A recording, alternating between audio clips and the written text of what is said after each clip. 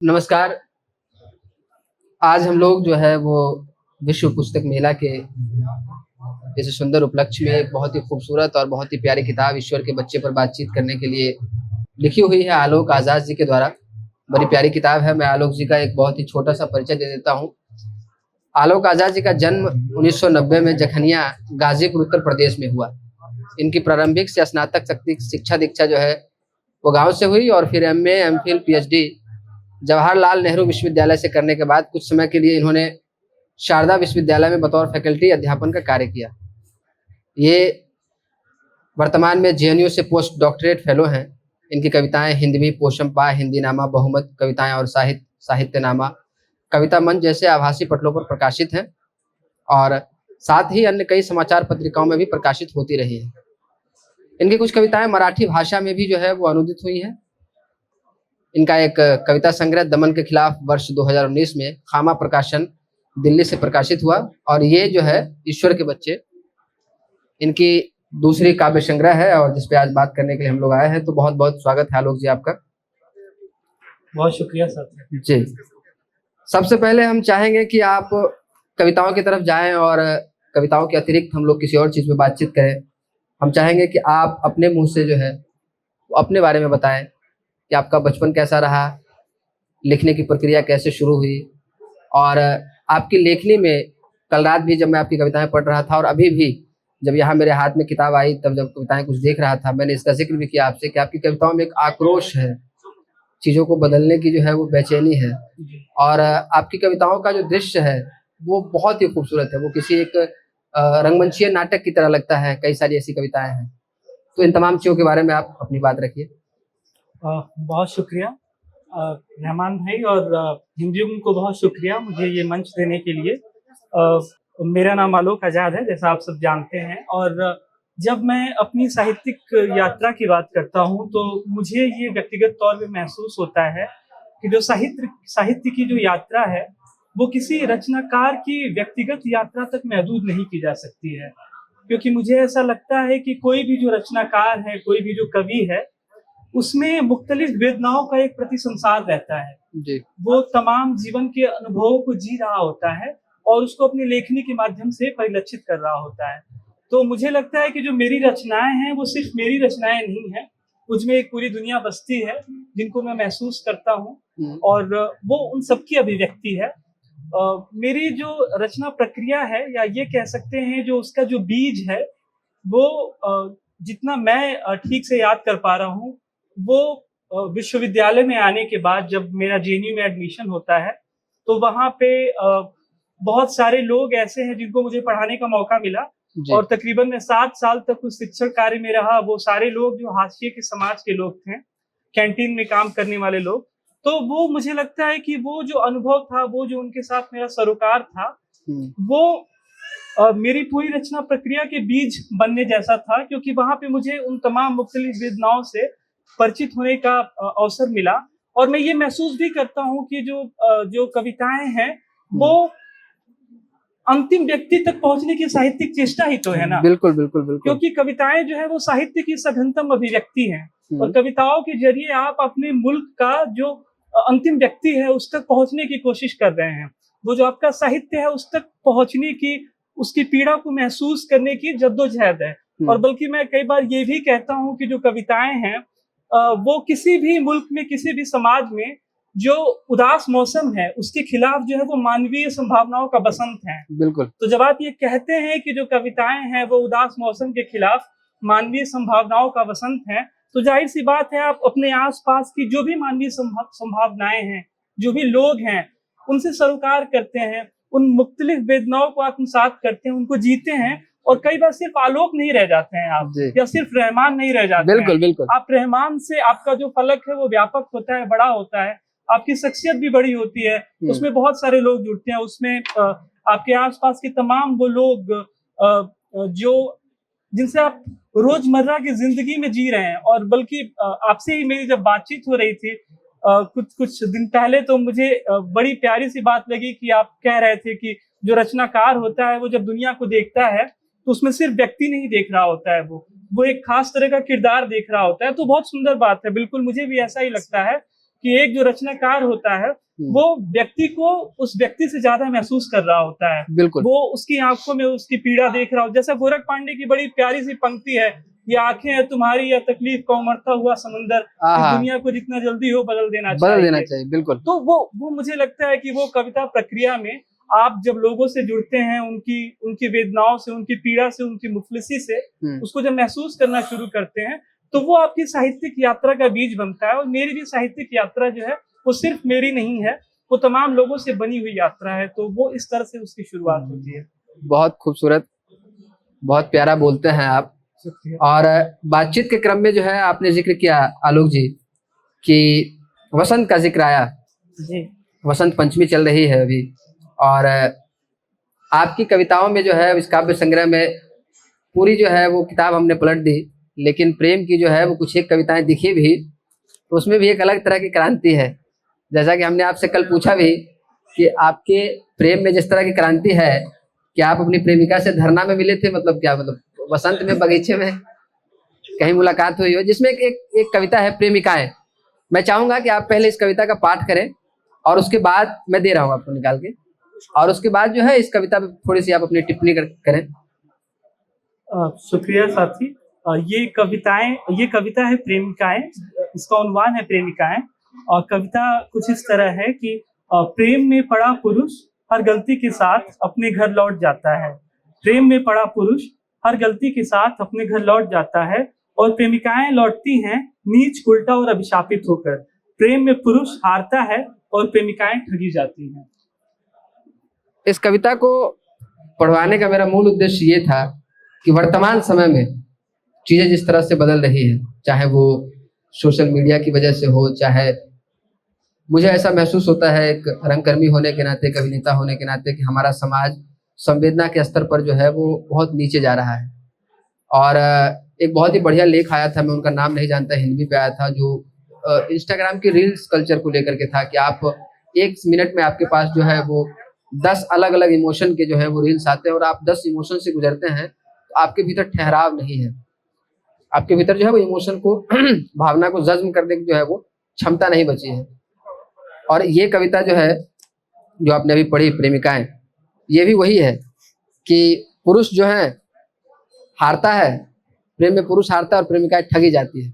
इस पर आप क्या कहना चाहेंगे आप? सबसे पहले तो जो आप कह रहे हैं कि स्थिरता नहीं है, तो वो बिल्कुल उस सवाल पे मैं इत्तेफाक रखता हूँ कि वो सिर्फ प्रेम में या कविताओं में नहीं, किसी समाज में जब उपभोक्तावाद अपने चरम पर होता है तो जाहिर सी बात है कि हम पूरी दुनिया को एक कमोडिटी की तरह देखना शुरू करते हैं, अपने आसपास के लोगों को भी वस्तु की तरह देखना शुरू करते हैं। बिल्कुल बिल्कुल। तो जाहिर सी बात है, हम में जो मनुष्य है वो मनुष्य दिन प्रतिदिन घटता जाता है, वो मरता जाता है, और हम कहीं ना कहीं मशीनीकरण की तरफ बढ़ने लगते हैं।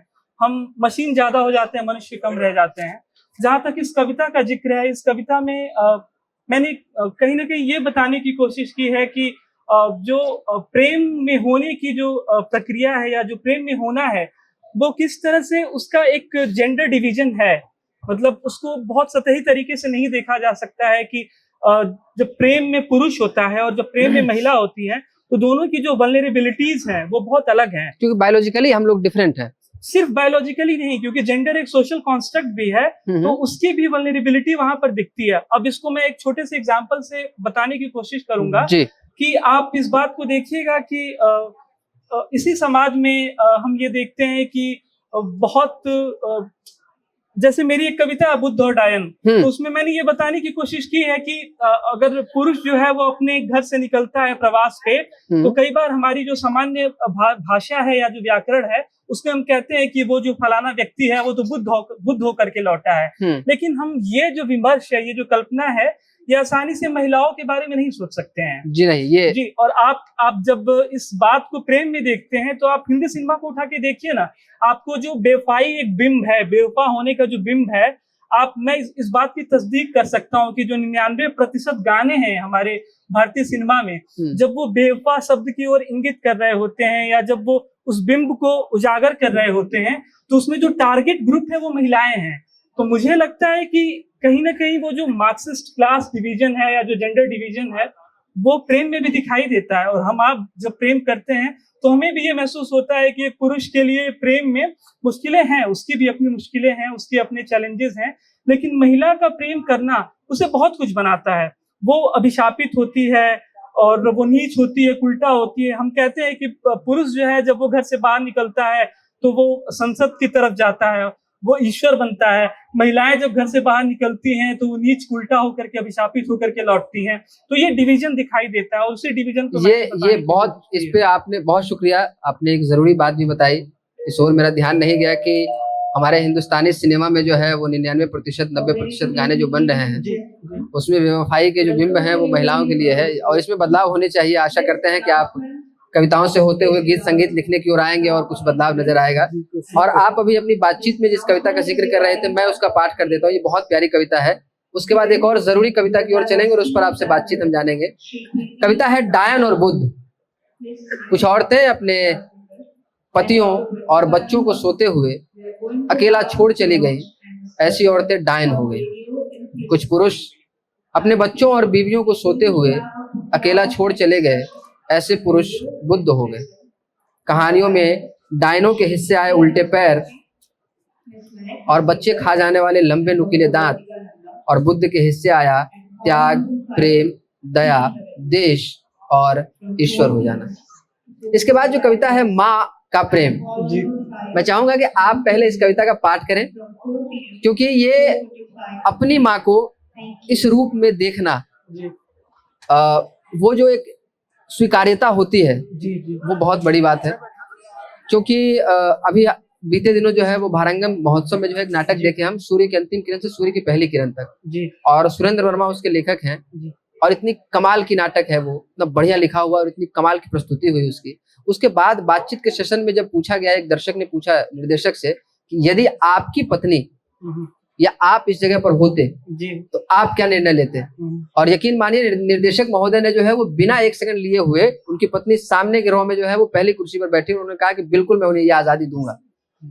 तो ऐसे पुरुष, और उस नाटक के जो किरदार के जो अंतिम हिस्से में जो आया था राजा ओक, वैसे पुरुषों की जो है बहुत आवश्यकता है। और आपके जैसे लेखकों की आवश्यकता है जो ऐसी कविताएं लिखते हैं और उस पर बात करते हैं। मैं चाहूंगा आप उसका पाठ करें। ये माँ का प्रेम। शुक्रिया सबसे पहले तो इस कविता को बताने के लिए। ये कविता मुझे व्यक्तिगत रूप से भी बहुत पसंद है, और इस कविता से थोड़ी सी मुझे भर्त्सना भी झेलनी पड़ी है। हाँ, हाँ। क्योंकि सोशल मीडिया पे कुछ जो प्लेटफॉर्म्स हैं उन्होंने इस कविता को लगाया था, तो बहुत सारे लोगों को ये कविता बहुत ठीक नहीं लगी थी और बहुत उनके लिए प्रतिगामी थी। मेरे लिए प्रतिगामी नहीं है। नहीं, मेरे लिए भी नहीं है। एनलाइटन करने वाली कविता है। तो कविता का शीर्षक है माँ का प्रेम। मेरी माँ ने कभी प्रेम किया होगा, लेकिन ब्याही गई वो मेरे पिता से। मेरी माँ ने कभी प्रेम किया होगा, लेकिन ब्याही गई वो मेरे पिता से। कभी कभी याद आता होगा उसे उसका प्रेमी, कभी कभी वो पत्नी नहीं प्रेमिका होती है। क्या बात, क्या बात। अब मैं चाहूंगा कि आप बताइए, आप क्या नाम है मम्मी का? मेरी माँ का नाम सुधा है। सुधा जी। क्या बात है, क्या खूबसूरत नाम है सुधा, गुनाहों के देवता की सुधा। तो उनके साथ का संबंध बताइए थोड़ा सा। ठीक है, मेरी बड़ी रुचि रहती है ऐसे पिताजी के बारे में जानने में, माताजी के बारे में जानने में, और उसके बाद इस कविता की जो आपकी अपनी दृष्टि है। माँ के साथ जो मेरा संबंध है वो बहुत दोस्ताना है। मैं उनसे सारी बातें बहुत खुल कर कह सकता हूँ। क्या बात है। वो भी बहुत सहज हैं। कई बार हमारे कॉन्फ्लिक्ट होते हैं, लेकिन मुझे ये बात समझ में आती है कि वो एक खास तरह की परिपाटी को जी करके आ रही हैं। तो हमारे वैचारिक मतभेद भी होते हैं। और जब मैं इस कविता को लिख रहा था तो सिर्फ मेरी माँ नहीं, बहुत मतलब ये अक्सर होता है कि जब हम प्रेम की बात करते हैं तो हम अपनी नायिका तक तो बहुत खुश होते हैं, सहज होते हैं, लेकिन माँ और बहन तक आते आते वो तसव्वुर में भी हम असहज हो जाते हैं कि इस तरह की बात भी हम कैसे सोच सकते हैं। लेकिन मुझे लगता है कि माँ जो है वो बहुत संवेदनशील विषय है। बिल्कुल। क्योंकि माँ को जब भी लिखा जाता है तो उसका जो इमोशनल एस्पेक्ट है वो उसको ना बहुत श्रमिक की तरह दिखा रहा होता है। हम माँ को, मुझे ऐसा लगता है व्यक्तिगत तौर पे, कि हर जगह बहुत इस्तेमाल कर रहे हैं। घी के डब्बे पे माँ दिखाई दे रही है कि माँ के हाथों का बनाया हुआ घी। क्या बात है। वो मुझे बहुत अच्छा नहीं लगता है व्यक्तिगत तौर पे।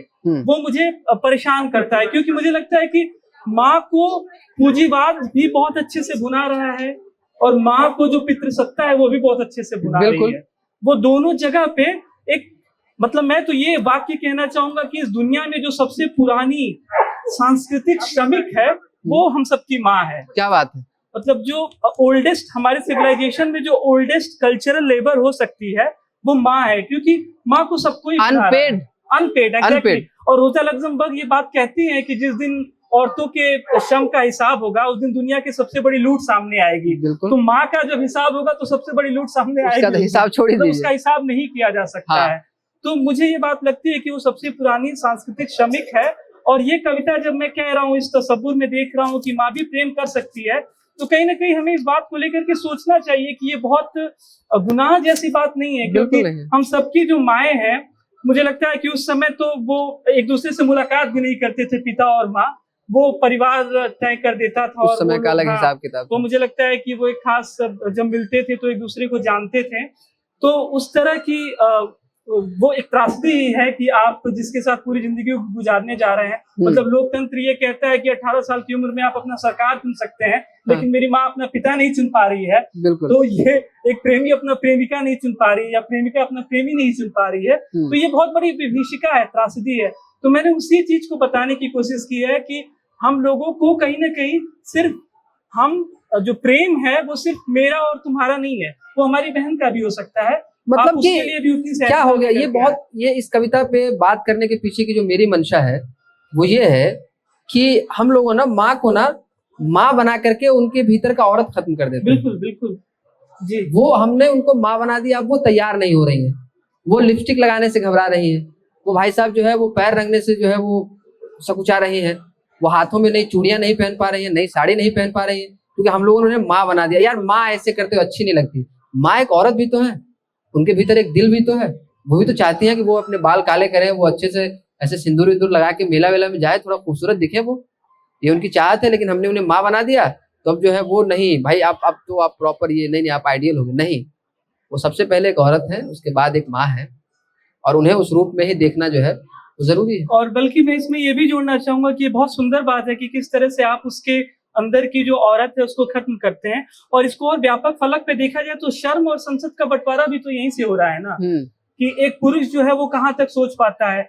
और एक औरत जो है वो किस तरह से शर्म का जो उसके ऊपर वो जो थोपी गई नैतिकता है उसमें वो कितनी वो प्रेमिका के स्तर पे खत्म हो रही है, और वो एक बेहतरीन नागरिक के तौर पर खत्म हो रही है, उसकी नागरिकता भी खत्म हो रही है। वो जैसा आप कह रहे हैं कि वो सज नहीं पा रही है, वो इस नैतिकता से भी डरी हुई है कि कहीं उसका जो बेटा है वो उसको जज तो नहीं कर ले, बिल्कुल ये इतना सच धज के क्यों निकल रही है। तो मुझे लगता है कि हमें इस व्यापक फलक पर सोचने की जरूरत है कि हमारी बहनें भी प्रेम में होती हैं, हमारी माएँ भी प्रेम में होती हैं, और वो माँ भी प्रेम में हो सकती है जो अपने पिता मेरे पिता के साथ है, उसे उसका प्रेमी याद आ सकता है। ये बिल्कुल संभव है कि उसके प्रेमी के साथ उसकी शादी मुकम्मल नहीं हो पाई हो और मुसलसल वो उसके दिमाग में रह गया हो और किसी क्षण में वो उसे याद करती हो। मुझे लगता है ये बहुत सहज बात है और हम सबको इस बहुत ही प्राकृतिक नैसर्गिक भावना को स्वीकारना चाहिए। बिल्कुल, बहुत शुक्रिया ये कहने के लिए।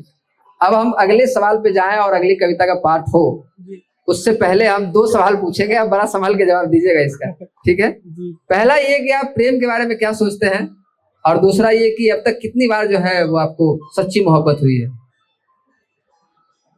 प्रेम को बड़ा जटिल विषय है, लेकिन मुझे लगता है कि मैं प्रेम को इस तरह से देखता हूँ। एक बड़े प्यारे और मशहूर ब्राजीलियन फिलोसोफर हैं पाउलो फ्रेरो, वो ये कहते हैं कि दुनिया में जब भी नई संभावनाओं का बदलाव आ रहा है, नई संभावनाएं आ रही हैं, तो उसका जो मूल बीज है वो प्रेम है। और दुनिया में कहीं भी कोई नए बदलाव आ रहे हैं, सुंदर बदलाव आ रहे हैं, हम जब मानवीय होने की चेष्टा कर रहे हैं तो वो तभी मुकम्मल होते हैं, तभी सफल होते हैं जब वो संचालित प्रेम से किए जाते हैं।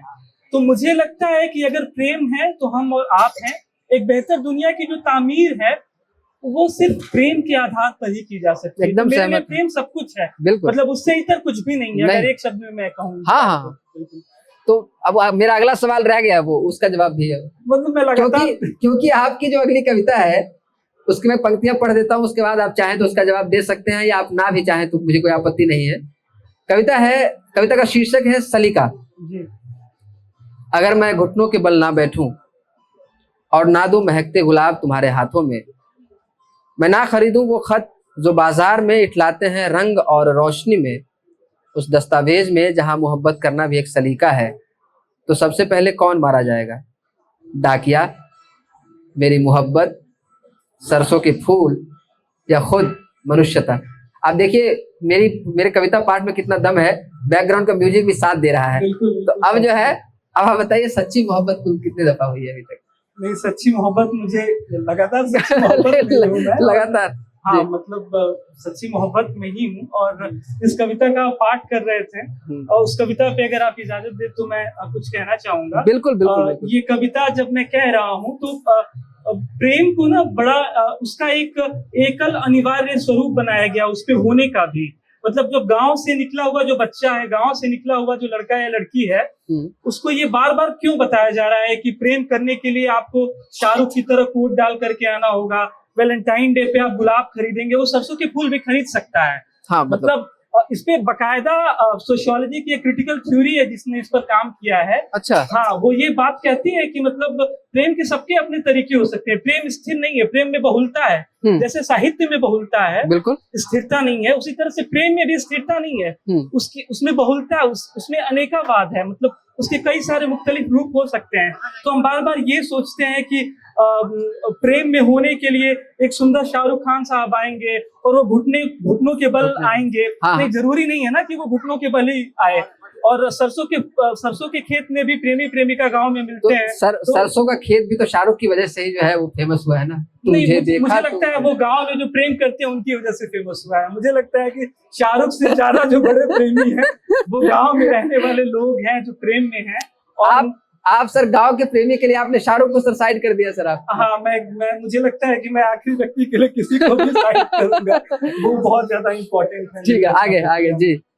तो अब मैं यही कह रहा था कि इस कविता को लिखने का उद्देश्य यही था कि प्रेम में होने की भी जो है एक खास तरह की जो हमारा मार्केट है उसको एक खास तरीके से परोसता है कि आप किसी खास मौके पे ये कीजिएगा या घुटनों के बल बैठिएगा या उसको गुलाब दीजिएगा, तो वो ही प्रेम करने के एकल और परिहार्य तरीके हैं। मैं इसके भी मुखालफत करता हूँ और मुझे लगता है कि प्रेम करने का कोई शिल्प नहीं है, कोई तय मानक नहीं है, कोई तय मानक नहीं है। प्रेम किसी तरह से किया जा सकता है और उसको स्वीकारा जाना चाहिए। प्रेम जो है वो एक ऐसी खूबसूरत भावना है और भावना से ही जो है भावना समझ में आए, यही सबसे सुंदर है। बाकी उसके लिए हमने लिखी थी ना अपनी किताब में, बातचीत के लिए शब्द जरूरी है, ये कितनी बेतुकी बात। बिल्कुल बिल्कुल, बात ऐसे हो जाए तो हो जाए, बात खत्म।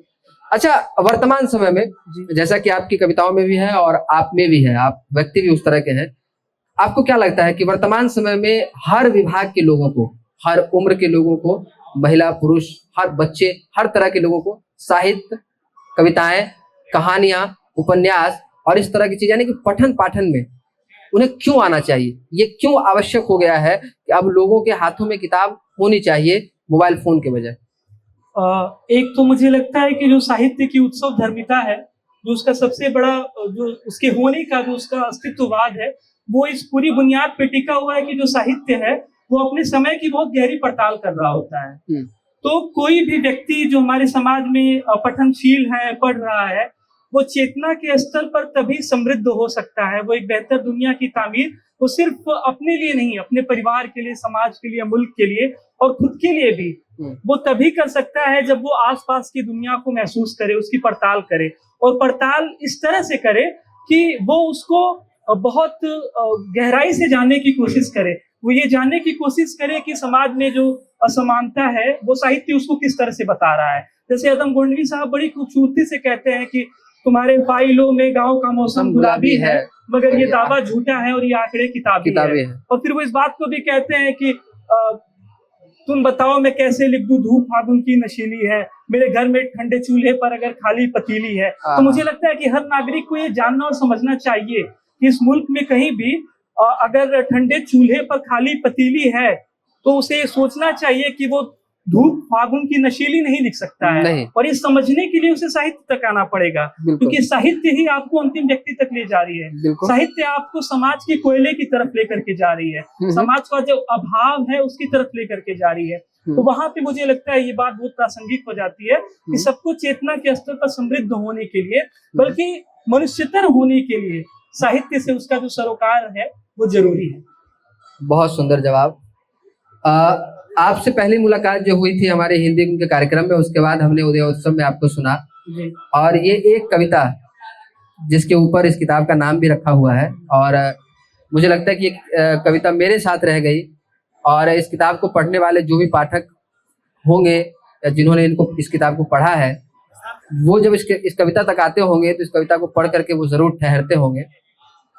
और ये एक जरूरी कविता है। मैं चाहूंगा इसका ही आप आराम से पाठ करें और फिर इस कविता पे बात करते हैं। कविता का उन्वान है ईश्वर के बच्चे, और मेरे काव्य संग्रह का भी शीर्षक ईश्वर के बच्चे ही है।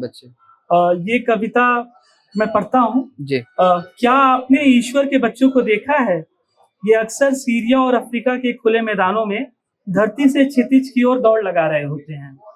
ये अपनी माँ की कोख से ही मजदूर हैं और अपने पिता के पहले स्पर्श से ही युद्धरत हैं। ये किसी चमत्कार की तरह युद्ध में गिराए जा रहे खाने के थैलों के पास प्रकट हो जाते हैं और किसी चमत्कार की तरह ही अदृश्य हो जाते हैं। ये संसद और देवताओं के सामूहिक मंथन से निकली हुई संतानें हैं जो ईश्वर के हवाले कर दी गई हैं। ईश्वर की संतानों को जब भूख लगती है तो ये आस्था से सर उठाकर ऊपर आकाश में देखते हैं और पश्चिम से आए देवदूतों के हाथों मार दिए जाते हैं। ईश्वर की संतानें उसे बहुत प्रिय हैं। वो उनकी अस्थियों पर लोकतंत्र के नए शिल्प रचता है और उनके लहू से जगमगाते बाजारों में रंग भरता है। मैं अक्सर जब पश्चिम की शोक चमकती रात को और उसके उगते सूरज के रंग को देखता हूँ, मुझे उसका रंग इंसानी लहू सा खालिस लाल दिखाई देता है। बहुत खूबसूरत। हालांकि ये कविता तालियों वाली कविता नहीं है। इस कविता पर अगर ताली बजे तो फिर दर्शक की कमी है। ये कविता सुनने के बाद थोड़ी देर तक आपको विचार मग्न अगर ना करे तो फिर आप में कमी थी, कविता में तो कोई कमी नहीं है। आपको सुनना चाहिए थी गौर से। तो ऐसी कविताएं जिस दौर में एक व्यक्ति अपने आस पास पड़ोस के लोगों के बारे में जिसे खबर नहीं है, जैसे कि मैं जब से दिल्ली रह रहा हूँ, मुझे इस बात में इसको कहते हुए मुझे खुशी नहीं हो रही है, लेकिन मुझे नहीं मालूम है कि मेरे ऊपर के फ्लैट में कौन रह रहे हैं, मेरे बगल के फ्लैट में कौन रह रहे हैं, और मेरे ऊपर और बगल के फ्लैट वालों को भी नहीं पता है कि मेरे फ्लैट में कौन कौन लोग रह रहे हैं। हम इस समय में जी रहे हैं जी। जब नहीं पता है लोगों को कि अब अगर मेरे बगल के फ्लैट में किसी को हार्ट अटैक आ जाए या कुछ भी हो जाए, मुझे नहीं पता चलेगा। शायद कल को उनके लोग आए या पुलिस ऑफिसर आए या बाकी लोग आए तो मुझे मालूम चलेगा, अच्छा ये वाली घटना हो गई। लेकिन गांव में अभी तो फिलहाल ऐसा नहीं है। अभी गांव में अगर कोई बगल में रो रहा हो तो 4 आदमी जरूर उनको पूछने जाते हैं कि क्या हुआ है, नहीं हुआ है। वर्तमान समय में जहाँ पे लोग एक दूसरे से संवेदनात्मक रूप से इस स्तर तक नहीं जुड़े हुए हैं, उस समय में आप संसार के दुखों को इस तरह से अपने देह पर लेते हैं, उसको महसूस करते हैं, फिर उसको एक कविता का रूप देते हैं। आप इतने संवेदनात्मक कैसे हैं और लगातार कैसे आप बने हुए हैं, और व्यक्ति को कैसे आलोक आजाद की तरह जो है तो दुखों को महसूस करना चाहिए, सोचना चाहिए, और क्यों सोचना चाहिए, क्यों जरूरी है ये, इस पे आप अपनी बात जरूर रखें। शुक्रिया। मुझे तो सबसे पहले तो मुझे ये लगता है कि जैसे अल्बर्ट कामुस कहते हैं कि हर व्यक्ति के अंदर इंटेलेक्चुअल फैकल्टी होती है। मतलब ये कहना कि कोई खास व्यक्ति ही किसी खास तरह की दिशा में सोच रहा है, ये बिल्कुल गलत बात होगी। हर व्यक्ति में उस तरह की संवेदना होती है, लेकिन मसला ये है कि हम जिस समाज में रह रहे हैं, संस्था के स्तर पर कह लीजिए या संरचना के स्तर पर कह लीजिए, कहीं ना कहीं जो व्यक्ति की जो संवेदना है उस पर जानबूझकर के बहुत सारी ऐसी चीजें आरोपित की जा रही हैं कि उसकी संवेदनाएं हैं, जो उसकी जो संवेदनाएं हैं वो कमजोर हो जाएं। ठीक है। और उसका एक तरीका ये हो सकता है कि आप दो लोगों को अगर नहीं मिलने दें, मैं ये कह रहा हूँ कि अगर मैं किसी व्यक्ति से मिलता नहीं हूँ तो जाहिर सी बात है कि उसके बारे में जो मेरी राय है वो सोशल मीडिया से आएगी। जैसे मेरे एक साथी हैं, वो मुझे बहुत पहले कहा करते थे कि तुम खास कम्युनिटी के बारे में बहुत लिख रहे हो, वो लोग तो बहुत बुरे लोग होते हैं।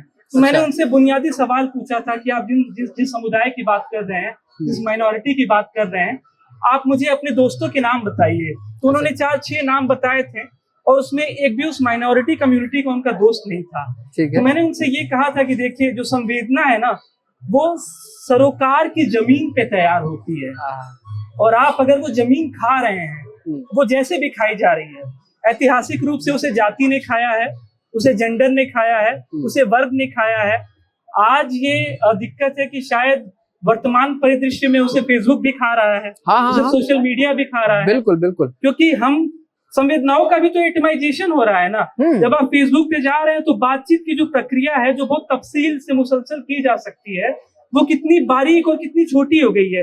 एक लाइक और एक डिसलाइक पे, एक अनफ्रेंड और फ्रेंड पे, आप एक व्यक्ति की पूरी जो संवाद की जो चेष्टा है वो खत्म कर सकते हैं। हाँ, है ना, मतलब वो कितनी गहरी हो सकती है, कितनी व्यापक हो सकती ये है। इस पे जो है, मैं हमारे विकास रावल जी यहाँ पर बैठे हुए, इन्होंने एक संदेश भेजा था मुझे व्हाट्सएप पर, वो मैं यहाँ पे कोट करना चाहूंगा, फिर आप अपनी बात कंप्लीट कीजिएगा। कि अगर एक दिन में, एक पूरे 24 घंटे में 20 लोग अगर आपसे ये कहें कि यार बहुत खूबसूरत जो है वो शर्ट पहने हो, तो आपके चेहरे की चमक भाई साहब कुछ और ही होगी। और अगर आपके सोशल मीडिया साइट पे 20 लाइक आए हैं, तो आपको लगेगा कि यार केवल 20 लाइक आए हैं यार, हमारे फ्रेंड लिस्ट में तो 1000 लोग हैं। तो सोशल मीडिया ने जो है वो ये भी किया है। अब आप 4 लोग बोल दें आपको यहाँ पे कि बहुत सुंदर लग रहा है, तो आप ऐसे चमक जाएंगे, गाय है क्या बात है, लेकिन उसका असर जो है वो नहीं होता है। जी, तो मुझे ये लगता है कि ये बिल्कुल जायज बात है, और हम सब में संवेदनाएं हैं, लेकिन कहीं ना कहीं वो संरचना गत तरीके से उसको खत्म करने की कोशिश हो रही है, और पूरी तरह से वो सफल नहीं हो सकता है, क्योंकि हम मनुष्य हैं और हमारी मनुष्यता तो कहीं ना कहीं वो प्रतिकार करती है संरचनाओं के खिलाफ। लेकिन ये बात समझना बहुत जरूरी है कि आज के दौर में चौपाल नहीं रह गए हैं, बिल्कुल, ठीक है, बातचीत नहीं रह गई है, और लाइक्स और डिसलाइक पे जो मनुष्यता है वो वहां तक एटमाइज हो चुकी है। तो जाहिर सी बात है, और इस पे बड़े हमारे समय के मशहूर सोशियोलॉजिस्ट रहे हैं जिगमिट बाउमैन, वो इस बात को कहते हैं कि ये जो दुनिया है वो कहीं ना कहीं एक समय ऐसा आएगा जब मैं इस शहर में घूम रहा हूँगा और मुझे आदमी नहीं दिखेगा, मुझे लगेगा कि कुछ यंत्र मेरे आसपास घूम रहे हैं। बड़ी गंभीर सी बात है, बहुत डराने वाली भी बात है।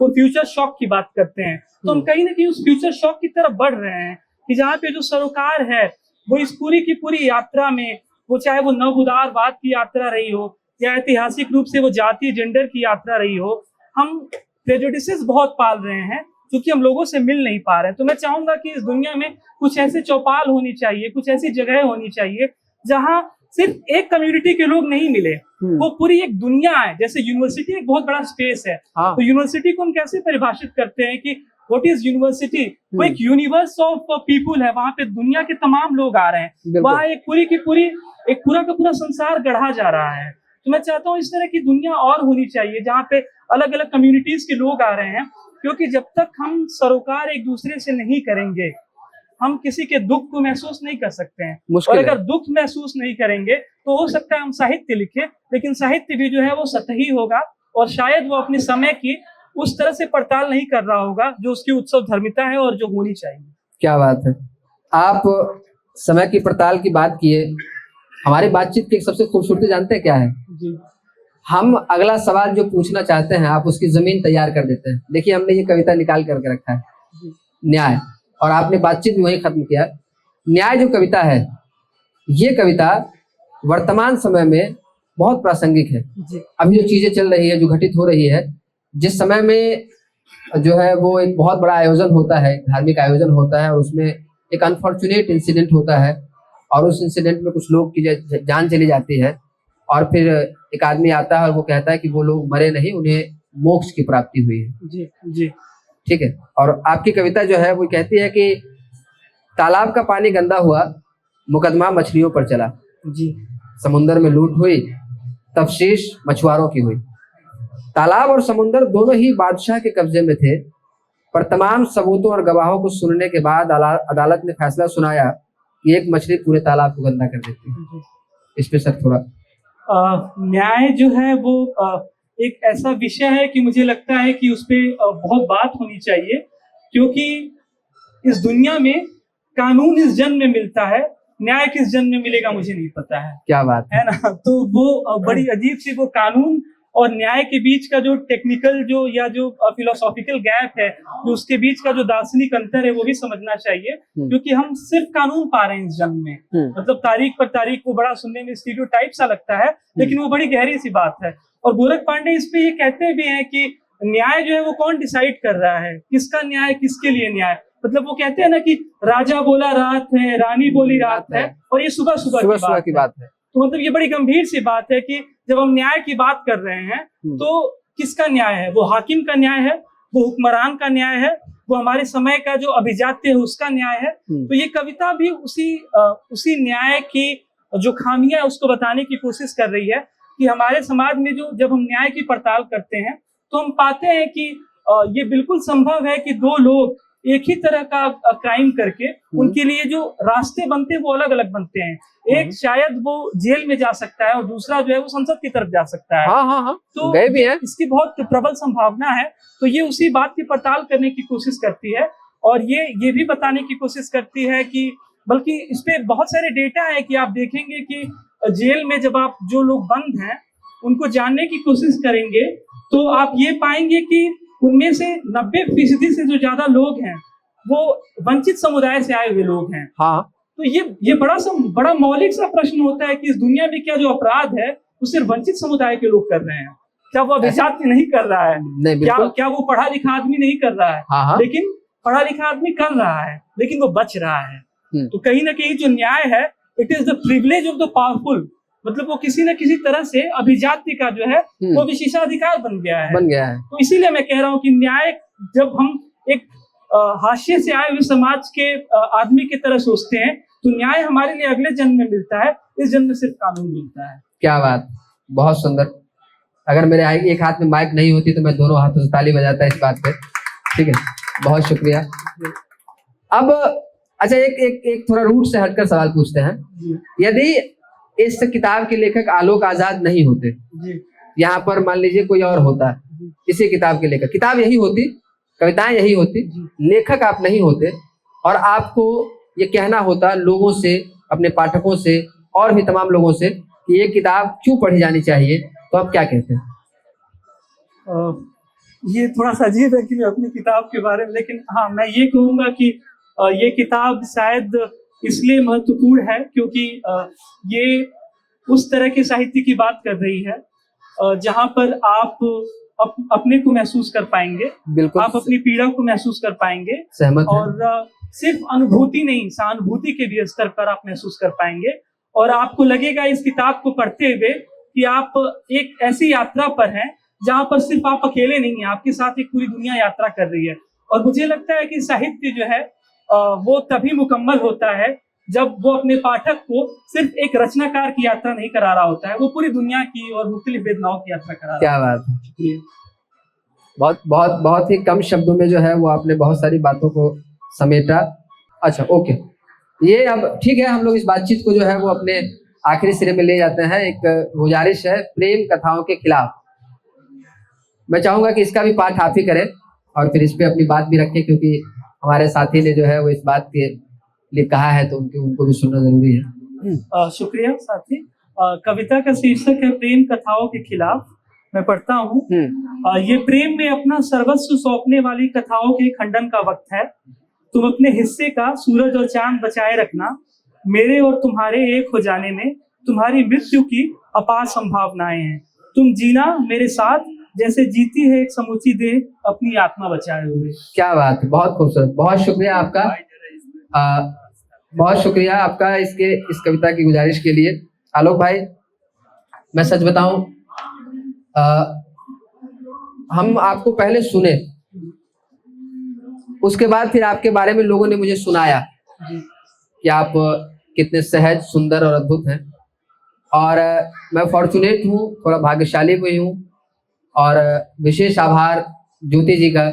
उनका जो है वो विशेष स्नेह होता है हम पर, वो हमेशा जो है वो किसी न किसी रूप में हमें जो है वो खोजती रहती हैं, हमें याद करती रहती हैं। और जब उन्होंने इस बारे में कहा तो हमने कहा बिल्कुल, हम जरूर बात करना चाहेंगे उनसे। और उसके बाद हमने आपकी कविताओं को हिंदी पर पढ़ा और फिर आपसे बातचीत हुई और आपने भेजा, तो रात जो है वो मैं चाय के साथ बैठा हुआ था जी। यकीन मानिए, रात के 1 बजे मैं चाय के साथ ही बैठा था, और आपकी कविताएं पढ़ रहा था। अपने दोस्त हमारे यहाँ आए हुए हैं, आलम भाई, मैं उनको सुना रहा था और हम दोनों खुश हो रहे थे, सोच रहे थे कि यार कल इनसे बातचीत करनी है और क्या बातचीत करनी है समझ नहीं आ रहा है। बहरहाल बातचीत बड़ी अच्छी रही, मुझे बहुत मजा आया। और बहुत सुंदर लिखते हैं आप, बहुत सुंदर के साथ साथ बहुत जरूरी लिखते हैं आप। शुक्रिया सर। और हर एक स्तर पर अलग अलग तरह की कविताएं, और अलग अलग तरह की कविताओं में अलग अलग तरह की बात है। और वो अलग अलग तरह की बात जो है वो एक जरूरी बात कहती है कि हमारे समाज को, हमारी दुनिया को, हमारी व्यवस्था को, तमाम चीजों को जिससे मानवीय जीवन संचालित हो रहा है, होता रहेगा, उसे और थोड़ा दुरुस्त होने की जरूरत है, उसमें और थोड़ी सुधार की जो है वो जरूरत है। और ये तमाम चीजें लोगों को समझने की जो है वो खासा जरूरत है कि हम एक इंसान है और हमारा सबसे पहला धर्म ये है कि हम मरे भी तो एक इंसान के रूप में मरे। तो आप अपने जीवन में और भी खूबसूरत काम ऐसे ही करते रहें और मेरी शुभकामनाएं हैं और गुजारिश भी है कि आप लिखते रहें। आप आने वाले समय में जो है वो और खूबसूरत खूबसूरत चीजें लिखें, कविताएं लिखें, कहानियां लिखें, उपन्यास लिखें और हमसे बीच बीच में मिलते रहें, हम लोग बातचीत करते रहेंगे और इसके बाद फिर चाय भी पिए हम लोग। ठीक है, ऐसी कामना करते हैं। धन्यवाद आपका।